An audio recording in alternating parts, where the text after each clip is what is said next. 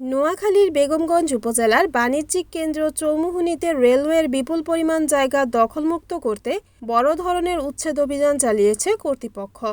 মঙ্গলবার সকাল থেকে বিকেল পর্যন্ত পরিচালিত এই অভিযানে প্রায় ১২০টি অবৈধ স্থাপনা ভেঙে ফেলা হয়।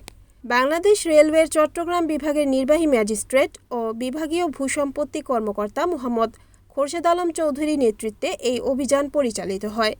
চৌমুহনী পৌরসভার গণিপুর এলাকার টপকার পোল থেকে শুরু করে খাদ্যগুদাম এলাকা পর্যন্ত রেললাইনের উভয় পাশে গড়ে ওঠা অবৈধ দোকানপাট ও ঘরবাড়ি উচ্ছেদ করা হয়।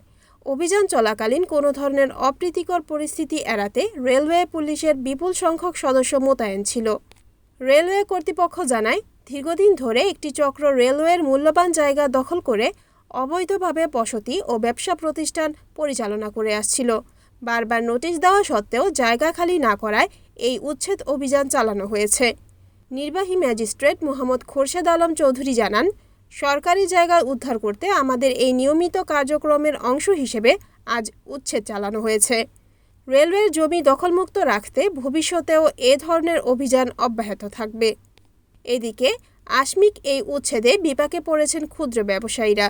উচ্ছেদ হওয়া স্থানে ব্যবসা করে জীবিকা নির্বাহ করা কয়েকজন ব্যবসায়ী ক্ষোভ ও দুঃখ প্রকাশ করে বলেন, তারা দীর্ঘ বছর ধরে এখানে ব্যবসা করে পরিবার চালাচ্ছিলেন। পুনর্বাসন বা বিকল্প ব্যবস্থা না করে তাদের উচ্ছেদ করায় তারা এখন দিশেহারা। ক্ষতিগ্রস্ত ব্যবসায়ীদের দাবি, সরকার যদি তাদের বৈধভাবে ব্যবসা করার সুযোগ বা নির্দিষ্ট কোনো জায়গা বরাদ্দ না দেয়, তবে পরিবার পরিজন নিয়ে তাদের না খেয়ে মরতে হবে। মানবিক দিক বিবেচনা করে ছোট ব্যবসায়ীদের জন্য বিকল্প কোনো ব্যবস্থার অনুরোধ জানিয়েছেন তারা।